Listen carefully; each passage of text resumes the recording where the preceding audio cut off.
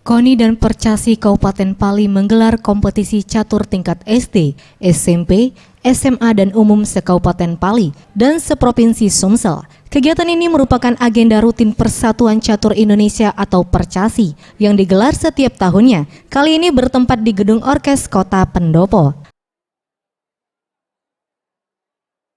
Ketua KONI Pali Kabupaten Pali Hendrik mengatakan, untuk peserta yang mengikuti kompetisi catur ini yakni sebanyak 407 peserta, mulai dari pelajar yang berada di Kabupaten Pali maupun yang dari luar kabupaten, serta peserta dari kategori umum. Agenda rutin dari Percasi yang setiap tahun akan diadakan.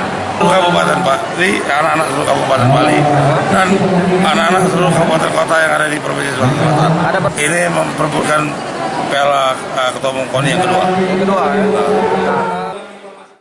Sedangkan para pelajar yang menjadi peserta dalam kompetisi ini mengaku sudah mempersiapkan diri sebelum mengikuti kompetisi ini. Latihan terus atau jangan? Dari sekolah latihan ya atau di rumah? Kamu siapa? Bapak? Bapak. Persiapannya berlatih terus. Latihan terus? Iya. Belajar.